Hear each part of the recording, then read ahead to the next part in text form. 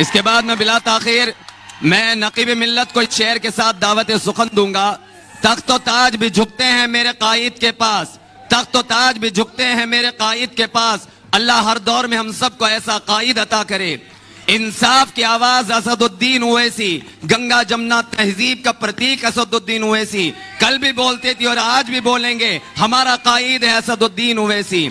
तो टेपू के आसार औरंगजेब का किरदार, टेपू के आसार औरंगजेब का किरदार देखा है मेरे कायद में। तूफानों से लड़ना, दरियाओं से उलझना देखा है मेरे कायद में। जनाब अलहाज बैरिस्टर असदुद्दीन ओवैसी साहब।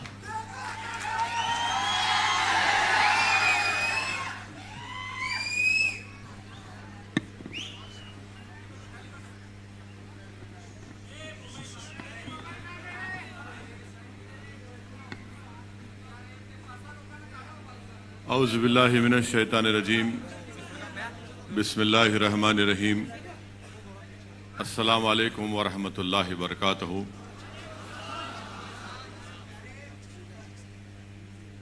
मेरी इज़्ज़तदार माँ और बहनों, मुअज़्ज़िज़ हाज़रीन कराम, बुज़ुर्गान मिल्लत, मेरे गयूर नौजवान साथियों, महाराष्ट्र के सदर और वर्किंग प्रेसिडेंट जनाब इम्तियाज़ जलील साहब और डॉक्टर गफ्फार क़ादरी साहब, ज़िले शोलापुर के मजलिस इत्तेहादुल मुस्लिमीन के सदर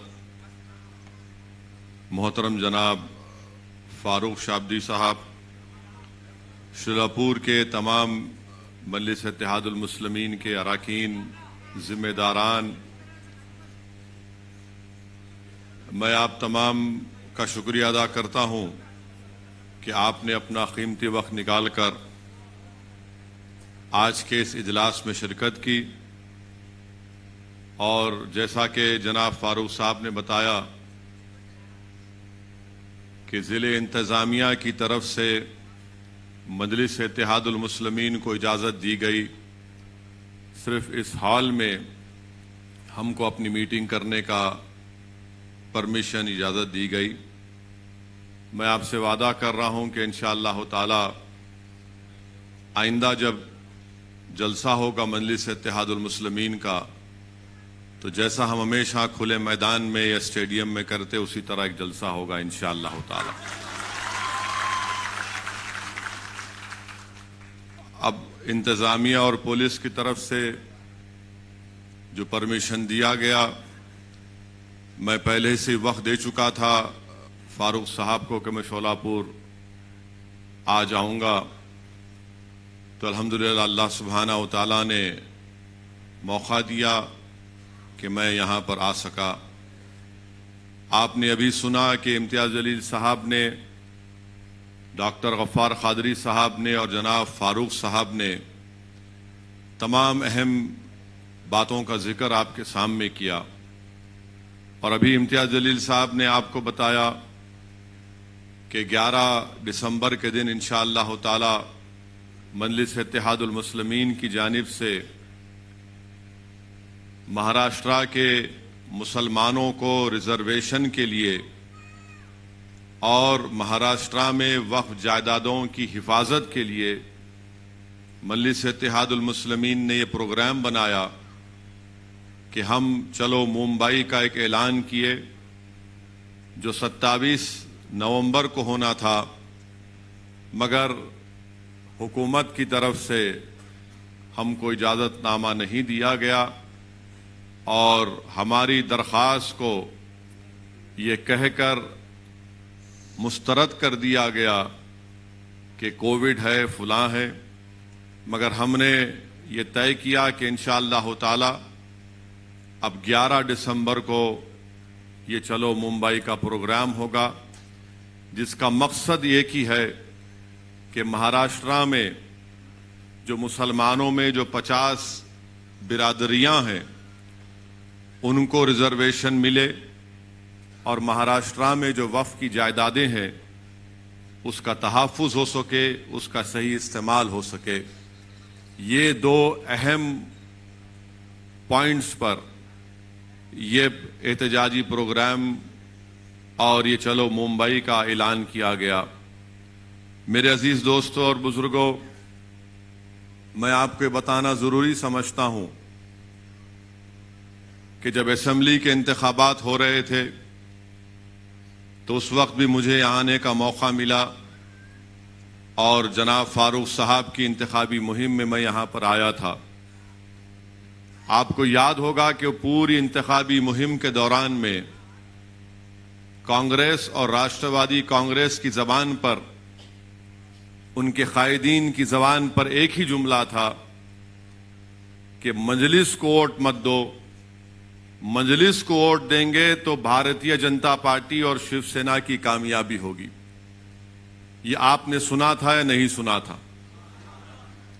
और हर महाराष्ट्र में पूरा एक मंसूबाबंद तरीके से ये दोनों कांग्रेस और राष्ट्रवादी कांग्रेस, ये औले जौलों की जोड़ी पूरे महाराष्ट्र में सब जगह यही जाते थे। जहां पर मुसलमानों के इलाकों में जाते वहां पर यह बात जरूर कहते कि मजलिस को वोट मत दो क्योंकि शिवसेना और बीजेपी को फायदा होगा। और बाज हमारे मासूम मुसलमान भी थे, आज भी हैं, जो इनके झूठ को यकीन कर लेते हैं और ये कहते हैं कि हां बीजेपी और शिवसेना को रोकना है और इसीलिए मजलिस को वोट नहीं देंगे। और उसका नतीजा हुआ भी। शोलापुर में हमारे बाज मुसलमान भाइयों ने इस झूठ को सच समझा और उस रिवायत को बरकरार रखा उन मुसलमानों ने कि पिछले 60 साल से न सिर्फ महाराष्ट्र बल्कि मुल्क के मुसलमानों से हमेशा जो अपने आप को सेकुलर कहती हैं, उन्होंने मुसलमानों को सबसे बड़ा धोखा दिया। इलेक्शन तो हो गया, नतीजा भी आ गया। अल्हम्दुलिल्लाह मैं बड़ा मुतमईन हूं कि मजलिस के उम्मीदवार ने यह कहकर शोलापुर के अवाम का दिल दोबारा जीत लिया कि आपने मुझे इतनी हजारों की तादाद में वोट देकर मुझे खरीद लिया।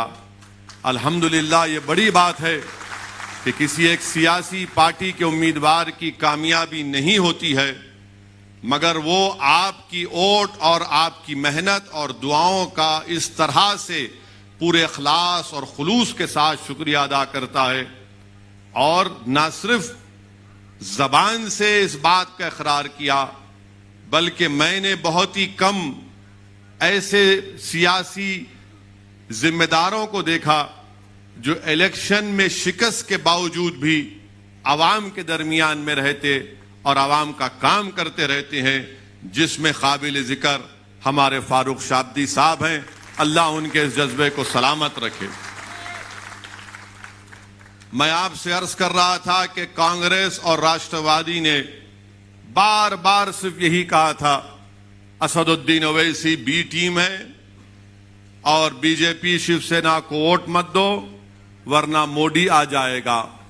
यानी हमको बी टीम बना दिए, इल्जाम तो लगाए, मगर जब इलेक्शन का नतीजा निकला तो अचानक ये तमाम के तमाम एक जगह जमा होकर बोले, अरे हम और तुम तो एक है ना, हम और तुम तो एक है। एक का नाम राहुल है, एक का नाम पवार है, एक का नाम ठाकरे, अपन एक है, एक हो जाएंगे। एक हो गए। और मैं तुमसे पुकार पुकार कर कह रहा था कि देखो तुम्हारा और मेरा रिश्ता वो रिश्ता है जिसको रब्बे कायनात ने कलमे की बुनियाद पर जोड़ा, एक हो जाओ, एक हो जाओ, एक हो जाओ। मगर तुमने मेरे पैगाम को नहीं समझा, अगियारों ने एक होकर तुम्हारे मुंह पर एक तमाचा मारा। वो एक हो गए। क्यों एक हुए? इख्तिदार हासिल करना था, ताकत हासिल करना था। और वो मुसलमान जो कांग्रेस और राष्ट्रवादी के झूठ का शिकार हो गया, मैं उनसे पूछ रहा हूं, बताओ तुम्हारे पास मेरे इस सवाल का क्या जवाब है? बताओ तुम्हारे पास क्या जवाब है? क्या तुम जवाब दे पाओगे? क्या तुम अपने जमीर को जवाब दे पाओगे? क्या तुम अपने आप से मुतमईन हो कि जिसका तुमने साथ दिया वो शिवसेना को महाराष्ट्र के इख्तिदार की कुर्सी पर लाकर बिठा दिया? क्या शिवसेना सेकुलर पार्टी नहीं है? शिवसेना भारतीय जनता पार्टी की तरह एक कम्युनल पार्टी है, थी और रहेगी हमेशा। शिवसेना कोई सेकुलर पार्टी नहीं है। और ये सेकुलरिज्म के गुलाम जिनके दुम छल्ले बनकर फिरते हैं राष्ट्रवादी कांग्रेस के और कांग्रेस के, तुम सर्टिफिकेट दोगे कि कौन सेकुलर कौन कम्युनल है? इसीलिए हमेशा मैं कहता हूं कि इन्हीं की सर्टिफिकेट की हमको जरूरत नहीं है। ना मंदलिस को जरूरत है, ना मुसलमानों को जरूरत है, ना दलितों को जरूरत है, ना हर उस सेकुलर जहन रखने वाले शख्स को जरूरत है। कौन है ये लोग कि इनके साथ आ जाएगा तो सेकुलर और इनके साथ नहीं आएगा तो कम्युनल?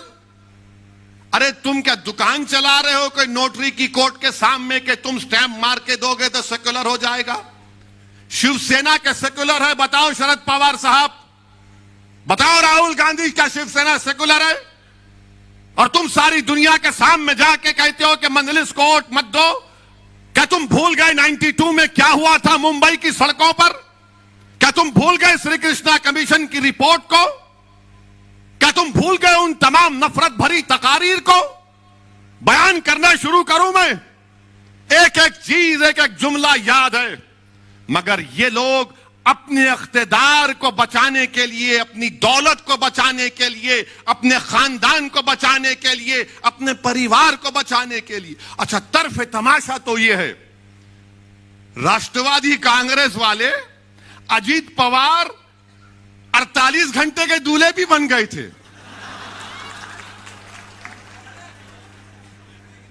48 घंटे का कोई दूल्हा बनता है? अजीत पवार और फडणवीस मिलकर शादी कर लिए। अब इसमें दुल्हन कौन थी नहीं मालूम, पवार साहब बताएंगे। हम तो दूल्हे भाई हमेशा के लिए, हमको नहीं मालूम। 48 घंटे के लिए अचानक सुबह सुबह दौड़ रहे हैं, तू मुख्यमंत्री मैं डिप्टी, और फिर पूरे फाइल गायब, पूरी फाइल गायब, और फिर बाद में सेकुलर हो आते हैं। नहीं नहीं नहीं, वो गंदा है फडणवीस, बीजेपी है। और फिर उद्धव ठाकरे को बोलते नहीं नहीं, ये दूध का धुलावा है, शिवसेना अच्छी है। अब जाके कोई पूछेगा इनसे, जवाब दो, ये क्या ड्रामा किया तुमने? अगर कोई मुसलमान राष्ट्रवादी कांग्रेस का निकलकर किसी और पार्टी में आ जाता, मिसाल के तौर पर मंदलिस में आ जाता है, तो उसको बोलेंगे ये गद्दार है, निकाल के फेंकेंगे उसको, पुलिस पीछे लगा देंगे। नहीं, ये कैसा आ रहा है, मंदलिस में कैसे दाखिल हो रहा है? मगर आपके घर वाला जाकर बीजेपी को सपोर्ट करता है तो कुछ नहीं होता। ये क्यों बता रहा हूं कि आपको समझना है, महाराष्ट्र के मुसलमानों को समझाने के लिए, महाराष्ट्र के सेकुलर जहन रखने वाले लोगों को समझाने के लिए। हर बात पे कहते हैं मजबूरी है, कहे की मजबूरी बताओ मेरे को, कहे की मजबूरी है?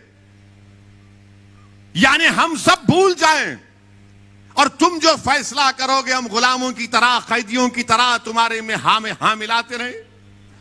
शिवसेना को तुमने सेकुलर बना दिया और मंदलिस को तुमने कम्युनल कह दिया। क्या इनका मामला है?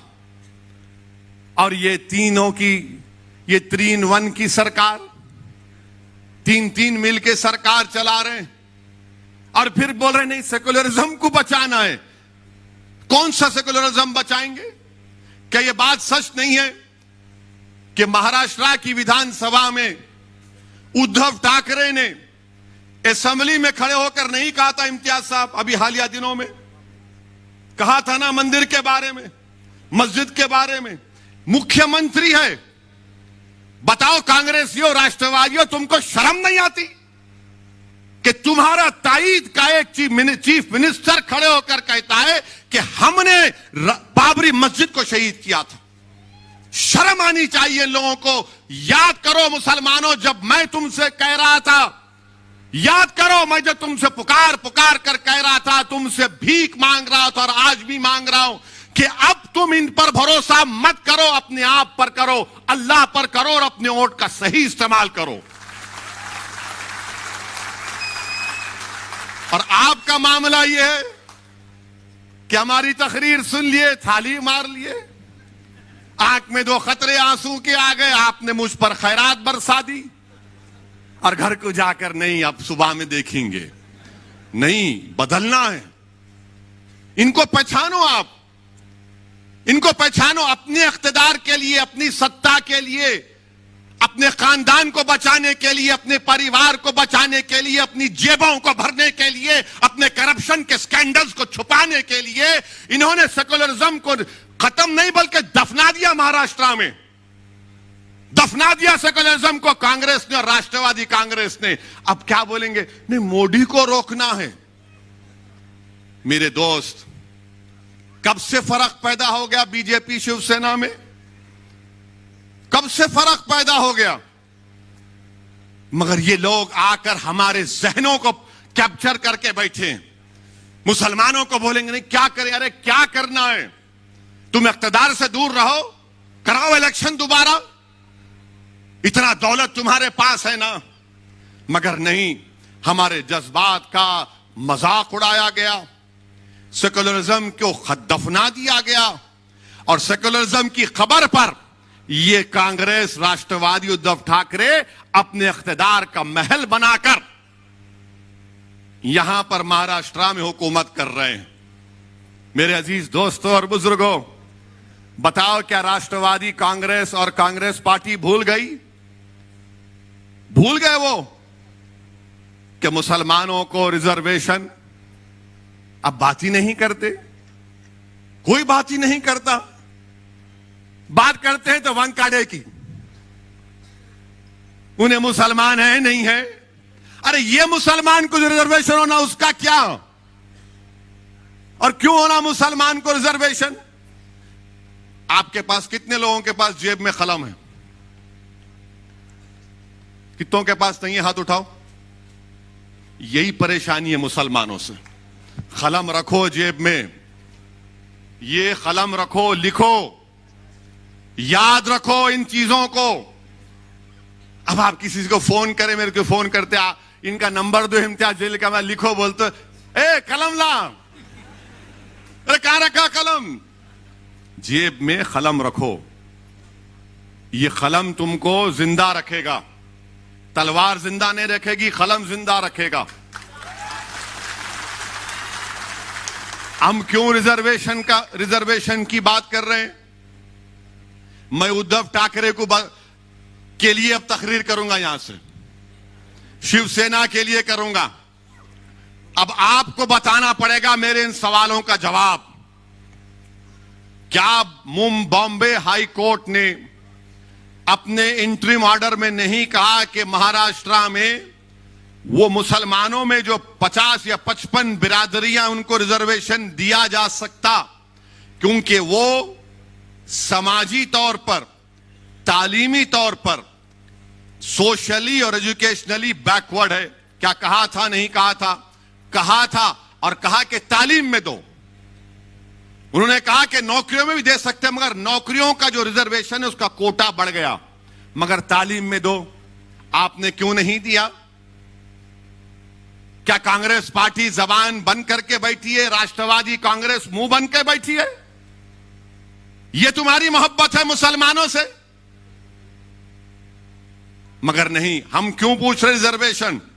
अब आप लिख लो इसको या याद रखो, ताकि अगर कोई मोहल्ले में कोई कांग्रेसी, राष्ट्रवादी या सैनिक आया तो उसको बोला, ये बैठ जरा सुन, मेरी बर्बादी की दास्तान सुन और इसका जवाब दे। मेरे भाई, महाराष्ट्र में 11% मुसलमानों की आबादी। हमारे जर्नलिस्ट हजरात भी साथ है, हमसे, हमारे से बड़ी मोहब्बत है उनको।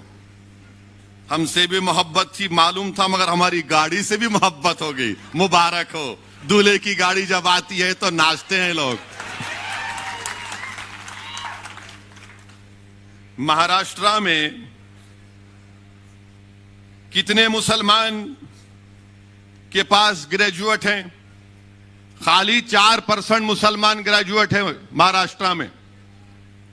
कितने हमारे हिंदू भाई हैं? 8.9%। माने ओवरऑल महाराष्ट्र में 8.7 ग्रेजुएट हैं, जिसमें से मुसलमान खाली 4.9 और हमारे हिंदू भाई 8.9। क्या ये आर्टिकल 15 और 16 को सेटिस्फाई नहीं करता कि हम इतने हमारे कम ग्रेजुएट हैं? और फिर इसके बाद आप देख लो ड्रॉप आउट रेट कितना है मुसलमानों का।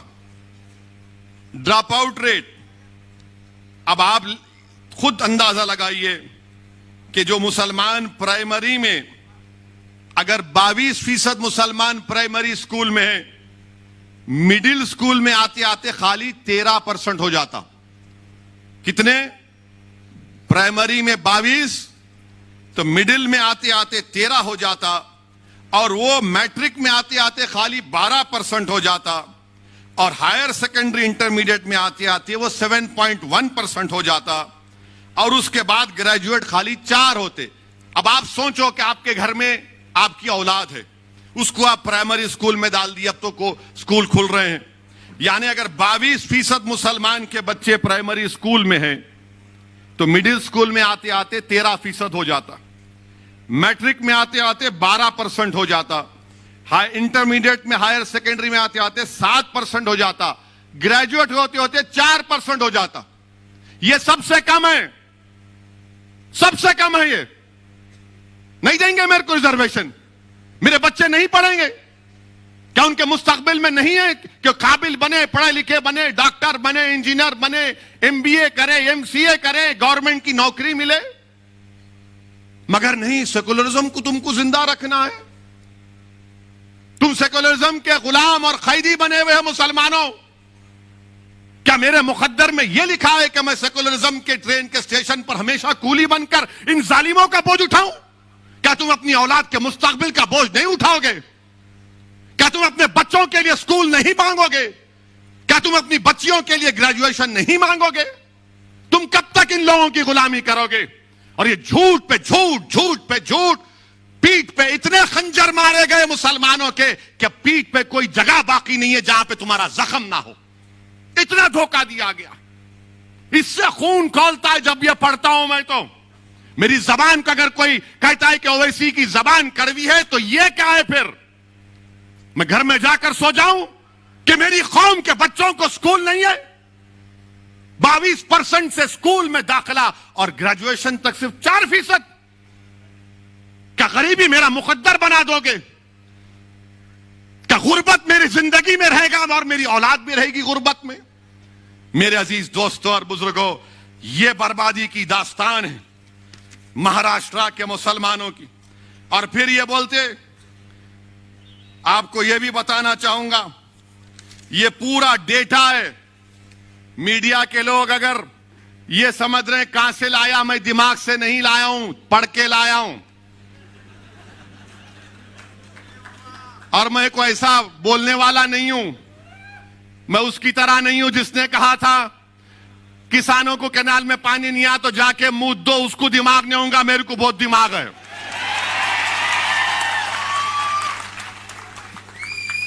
अब आप सुनो, पूरे महाराष्ट्र में कितनी जमीनें, एग्रीकल्चर लैंड कितनी है मुसलमानों के पास रूरल एरिया में।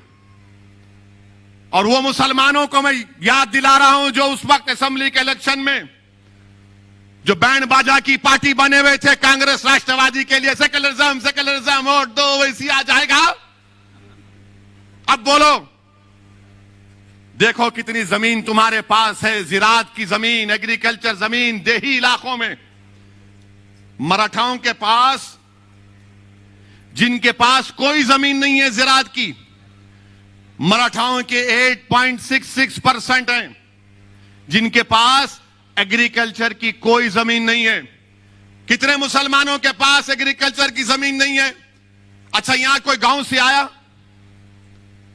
कोई गांव में जमीन है तुम्हारी? हाय तो हाथ उठाओ, डरो मत। नहीं डरो, कितने? 1 2 जो गांव में जमीन है, जिरात की जमीन, कितने? खाली 4 हाथ उठे, वहां 5 6। अब आप, ये सही है ना? फिर 83% महाराष्ट्र के मुसलमानों के पास रूरल एरिया में, देही इलाकों में कोई ज़राअत की जमीन नहीं है, कोई ज़राअत की जमीन नहीं है। और हमारे मराठा भाइयों के पास 8.66% उनके पास जमीन नहीं है। अच्छा, 2.5 एकड़ जमीन हमारे मराठा भाइयों के पास कितना है? 62.74%। और मुसलमानों के पास 10%। मुबारक हो, सेकुलरिज्म जिंदा है अभी, मुबारक हो तुमको। 62% जिसके पास 2.5 एकड़ जमीन है उसको रिजर्वेशन देंगे। जिसके पास 10% लोगों के पास 2.5 एकड़ जमीन है उसको नहीं देंगे आप, क्योंकि वो गरीब है, तुम तो दौलतमंद हो, तुम्हारे घरों में तो अरब का तेल निकल रहा है ना। घर में चिराग जलाने के लिए तेल नहीं है और ये जालिम हमको रिजर्वेशन नहीं देंगे। और फिर जिसके पास 5 एकड़ जमीन है, हमारे मराठा भाइयों, 19% मराठा भाइयों के पास 5 एकड़ एग्रीकल्चर रूरल एरिया में लैंड है। मुसलमानों के पास कितनी? 5 एकड़ जमीन कितने लोगों के पास है महाराष्ट्र में? खाली 4.60%। 10 एकड़ 6% मराठाओं के पास है, मुसलमानों के पास कितने? 1.20। और फिर 10 एकड़ के ऊपर कितने मराठाओं के पास जमीन है? 2.70। मुसलमानों के पास 1% भी 10 एकड़ के ऊपर जमीन नहीं है। मुबारक हो आपको मुसलमानों, खास तौर से मुबारक उन लोगों को जो सेकुलरिज्म के झूठे वादे पर ये राष्ट्रवादी कांग्रेस को वोट देते, बल्कि गुलामी करना उनका मुकद्दर समझते। ये तुम्हारी बर्बादी की दास्तान बयान कर रहा हूं। और फिर इसके बाद आप जाइए, आपकी आमदनी कितनी है मालूम आपको? ये कमेटी बता रही है, कमेटी कह रही है कि सालाना 25,200 जो मुसलमानों की आमदनी है वो सिर्फ 20% है। सालाना 25,200 रुपये, यानी जो 1,200 रुपये महीने कमाता वो महाराष्ट्र में 25% मुसलमान है। और जो 20% है, जो 25,000 से 2,000 और 50,000 के दरमियान में जो कमाता मुसलमान सालाना 12 महीने में, जो 25,200 से 50,400 कमाता वो 41% है मुसलमान। और जो 50,000 से 72,000 जिसकी सालाना आमदनी है वो खाली 20% है मुसलमान। और जो 72,000 से 3,60,000 जो 12 महीने में कमाता वो सिर्फ 17% है। और जो 3,60,000 के ऊपर कमाता वो ओनली 0.36% है। क्या आप खुश हैं इससे? मुझे पूछ बजवा दो, बताइए। क्या आपको शौक नहीं है कि आपकी आमदनी बढ़े, ताकि आप अपने बच्चों की शादी कर सके, अपने बच्चों को पढ़ा सके? ये हमारा ड्रॉप आउट रेट क्यों गिरता? 22% पे प्राइमरी है, ग्रेजुएशन में आते आते 4 क्यों होते? जाकर पूछो, हर मुसलमान से कहेगा कि पैसे नहीं है बच्चों को पढ़ाने के लिए। अगर मेरे पास दौलत होती तो पढ़ा देता, बेटी होती तो बोलता नहीं 10th पढ़ ली, अब शादी कराना है 12वीं के बाद। तुम अपने बच्चों को नहीं पढ़ा सक रहे महाराष्ट्र के मुसलमानों, ये तुम्हारी आमदनी है। आप बताओ, आप क्या खामोश बैठेंगे? आप फिर अंदाजा लगाइए। और फिर अब ये हमारे मराठा भाइयों की आमदनी क्या है ये भी देख लो आप। ये भी नंबर लाया हूं, पूरी तैयारी करके आता हूं हमेशा। ये तो आपको बता दिया मैं। अब देखो हमारे मराठा भाइयों की आमदनी जो सालाना 24,000 कमाते वो 22% है। आप 25,000 जो कमाते हो 20% है। और फिर जो हमारे मराठा भाई 24,000 से 50,000 कमाते वो भी 22% है। 50,000 से 1 लाख जो कमाते सालाना 19% है। जो 1 लाख से 4 लाख कमाते वो 8% है। और जो 4 लाख के ऊपर कमाते वो 0.46% है। चलो देख लो दोनों कौन नीचे है, इसका भी कोई जिक्र नहीं करेंगे। अच्छा, फिर एक और आपकी बर्बादी की दास्तान। मुसलमानों को अगर बैंक से लोन लेना है, बैंक से लोन मिलना है तो हमको नहीं मिलता, चप्पल घस जाती है हमारी। मिलिया ही नहीं तेरे को, मुबारक। अब किसको वोट देता तू? फिर सेकुलरिज्म के नाम पे जाता उधर, जाएंगे आप फिर उधर। कितनों को वोट, आप देखो आप 40% मराठा भाइयों को बैंक से लोन मिलता, मुसलमानों को बैंक कोऑपरेटिव मिला के खाली 5%। वहां 40%, यहां 5%। कोऑपरेटिव सोसाइटियों में 40% मराठा भाइयों को लोन मिलता, मदद मिलती। हमारे पास क्रेडिट सोसाइटी में 2.6। मुबारक हो वो गुलामों को, मुबारकबाद दे रहा हूं जो राष्ट्रवादी कांग्रेस और कांग्रेस का भजन मंडली का काम करते हैं। प्राइवेट मनी लेंडर्स, यानी ये जो प्राइवेट मनी देते, खून चूसते, वो 14% मराठा भाइयों को लोन देते और मुसलमानों को 4%। अच्छा, दोस्त अहबाब जो मराठा भाइयों को मदद करते हो 2% और मुसलमानों में 17%। ये डेटा है। आप अभी बताओ आप क्या करेंगे अब आप? इसीलिए मजलिस इत्तेहादुल मुस्लिमीन ने तय किया कि रिजर्वेशन मुसलमान के लिए जरूरी है महाराष्ट्र के। अच्छा, गुर्बत कितनी है, पॉवर्टी पूरे महाराष्ट्र में, रूरल एरिया में 28% मुसलमानों में, देही इलाकों में, शहरी इलाके अर्बन इलाके में 15.6। हमारे हिंदू भाइयों में पॉवर्टी रूरल देही इलाकों में 23.8 और अर्बन इलाकों में 6.9। यहां पर भी हम पीछे हैं ना। नहीं दोगे रिजर्वेशन, किसको देगो फिर? ये हमारा ये रिकॉर्ड आपके सामने इसलिए रख रहा हूं। अब आप सुन लो और एक बर्बादी की दास्तान। मुसलमान जो कच्चे घरों में रहता है वो 67% है महाराष्ट्र में। 67% मुसलमान कच्चे घरों में रहता है। तुम्हारे घर नहीं है और तुम सेकुलरिज्म की बात करते हो। मुझे उस बात का गुस्सा आता है। मुझे इन गैरों से, इन दुश्मनों से शिकवा नहीं है, मुझे अपने भाइयों से शिकवा है। मुझे वोट मत दो, मगर ये जुल्म को तो खत्म करो, ये नाइंसाफी को तो खत्म करो। मेरा हक तो मुझे दो, मुझे इज्जत की जिंदगी दो और मौत में भी इज्जत दो। मेरे नौजवानों का मुस्तकबिल दो, मेरे बच्चों को स्कूल दो, मुझे एक मुकाम दो। मैं आसमान से तारे तोड़ने के लाने की बात नहीं कर रहा हूं। ये सब क्या है फिर? मैं कब तक इन घरों में रहूंगा? और आपके पास पक्का घर कितने मुसलमानों के पास? 31%। 31%। और उस घर का भी देख लो मामला क्या है। जो घर बोल रहे थे मुसलमानों के पास 31% घर है। अब आपसे एक सवाल करूंगा और हमारे मीडिया वाले इसका जवाब सुन लेंगे। क्या मुसलमानों के एक घर में 3 लोग नहीं, 3-4 लोग नहीं सोते? कम से कम 3 लोग तो सोते हैं कमरे में, इस्तेमाल करते।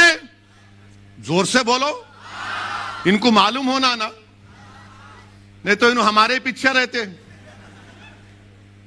अब आप ये बताओ,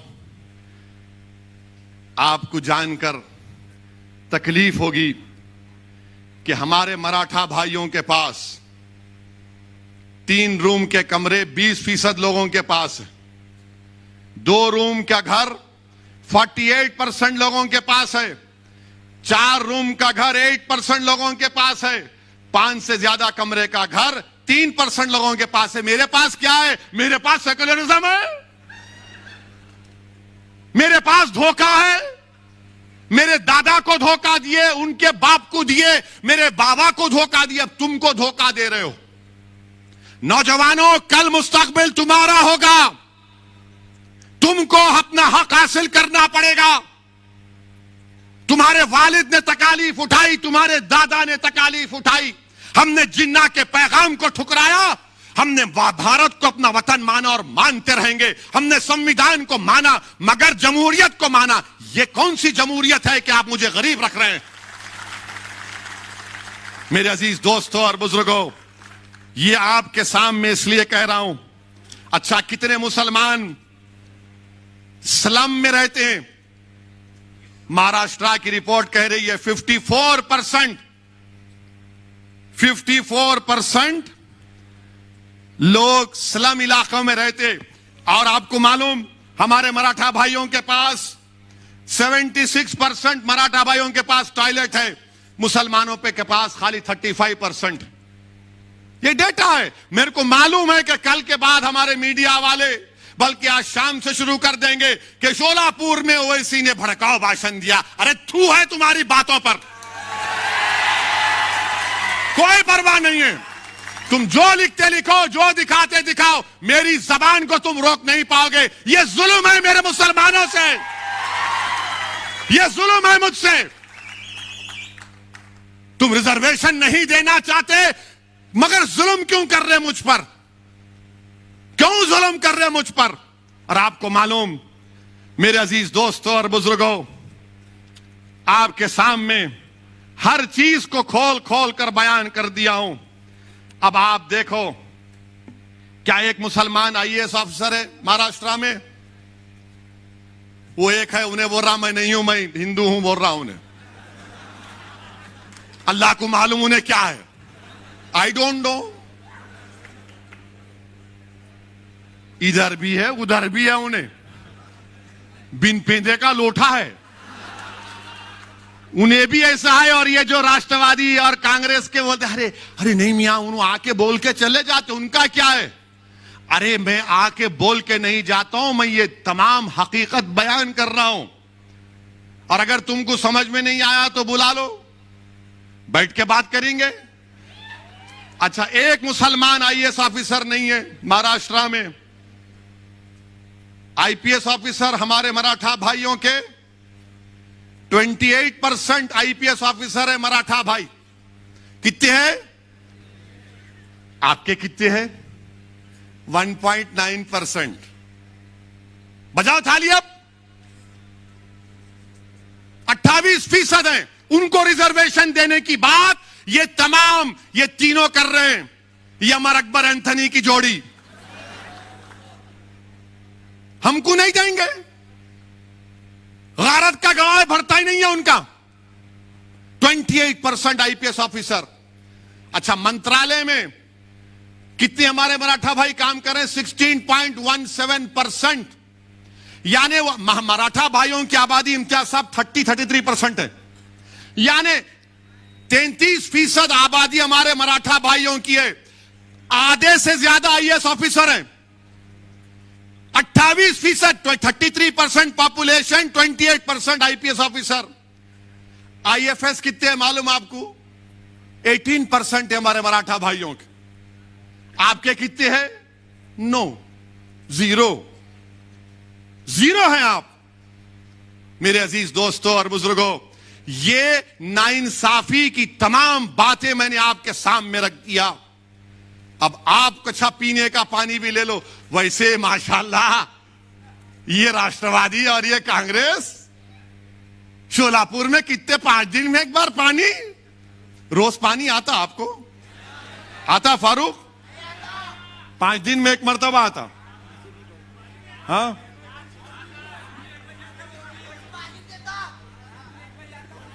रात में 1 बजे आता। और आता क्या? कितने दिन में आता?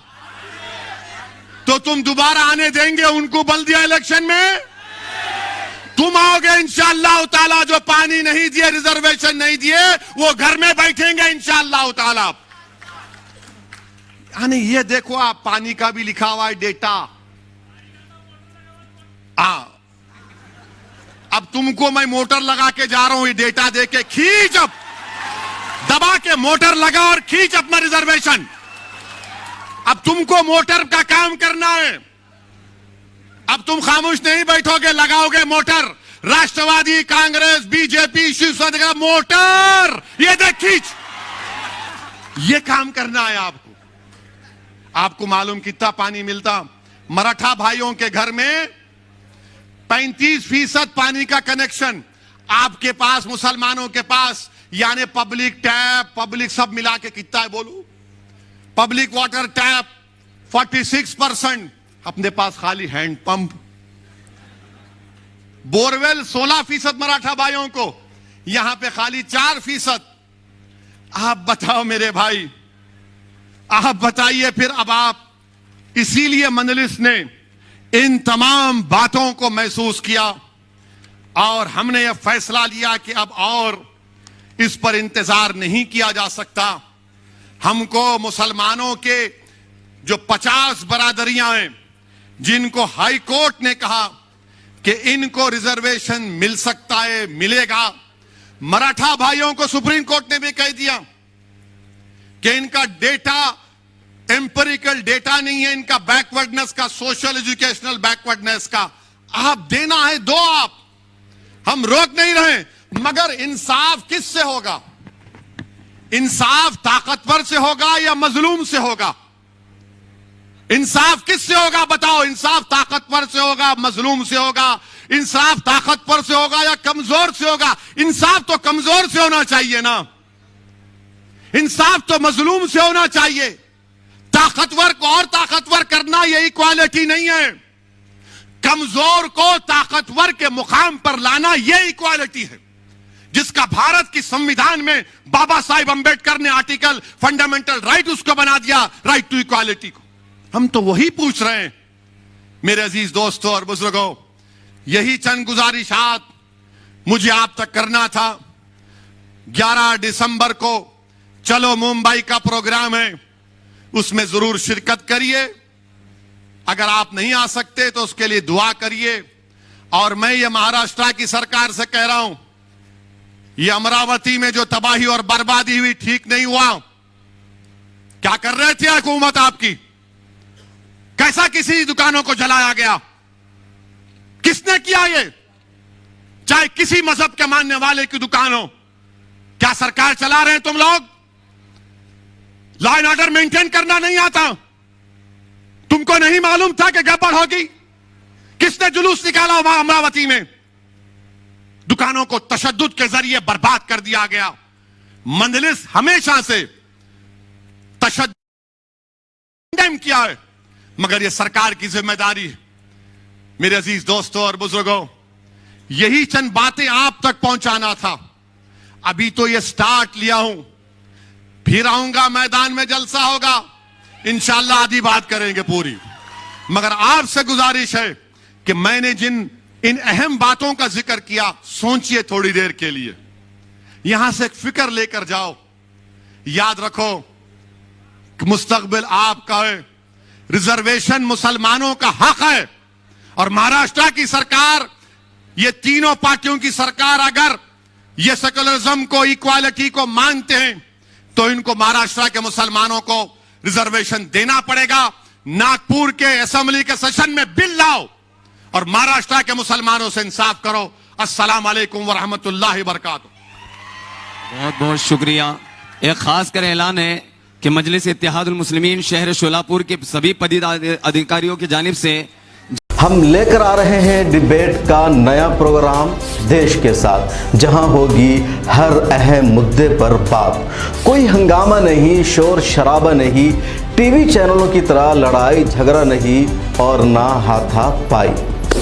देश के साथ में हम बात करेंगे मुल्क के बुनियादी इश्यूज़ पर, इंसानी हुकूक पर, आलम इस्लाम के मसाइल पर, अक़लियतों, दलितों और आदिवासियों के साथ होने वाले जुल्म पर और उन तमाम इश्यूज़ पर जिससे मेन स्ट्रीम मीडिया में जगह नहीं दी जाती है। पैनलिस्ट के तौर पर हमारे साथ जुड़ेंगे हिंदुस्तान और दूसरे मुल्कों के तज्ज़िया निगार, दानिशवरान, जर्नलिस्ट, कलमकार, वकला, उलमा, समाजी कारकुरान, सियासतदान और मुख्तलिफ उमूर के माहिरीन। संजीदा गुफ्तगू, बावकार अंदाज, पुरसुकून माहौल और सिर्फ मुद्दे पर बात। मिल्लत टाइम्स के प्रोग्राम की होगी यही ख़ास पहचान। मिल्लत टाइम्स के यूट्यूब, फेसबुक, ट्विटर और दूसरे प्लेटफॉर्म पर देखिए एक साथ लाइव, सोमवार से जुमा तक रात 8 बजे मेरे साथ यानी शम्स तबरेज़ कासमी के साथ।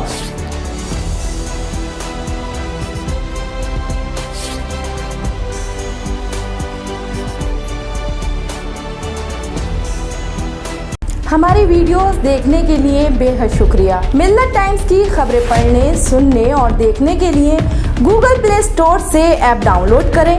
यहां आप उंगली की क्लिक में पढ़ सकते हैं 4 ज़बानों में न्यूज़, उर्दू, हिंदी, अंग्रेज़ी, बांग्ला। आप ऐप पर मिल्लत टाइम्स की वीडियोस भी देख सकते हैं। अगर आप YouTube पर देख रहे हैं तो रेड बटन को दबाकर चैनल को सब्सक्राइब करें और बेल आइकन ज़रूर दबाएं। फेसबुक पर देख रहे हैं तो पेज को लाइक और फॉलो ज़रूर करें। ट्विटर और इंस्टाग्राम पर भी मिल्लत टाइम्स को फॉलो करें। मिल्लत टाइम्स की स्टोरीज हासिल करने के लिए टेलीग्राम और व्हाट्सएप पर बराह रास्त हमारे साथ जुड़ सकते हैं। हमारे काम से आप मुतमईन हैं तो इसे जारी रखने और मजबूत बनाने के लिए हमें सपोर्ट करें। स्क्रीन पर दिख रहे और डिस्क्रिप्शन में दिए गए अकाउंट नंबर पर मिल्लत टाइम्स को अपनी रकम भेज सकते हैं। अगर आपके इलाके का कोई मामला है, आपकी मसाइल को मीडिया में जगह नहीं दी जा रही है तो हमें ईमेल करें या व्हाट्सएप पर मैसेज करें, हम उठाएंगे आपकी आवाज़। मिल्लत टाइम्स मतलब मजलूमों की आवाज़, नफरत के खिलाफ जंग, फर्जी खबरों से निजात। www.millattimes.com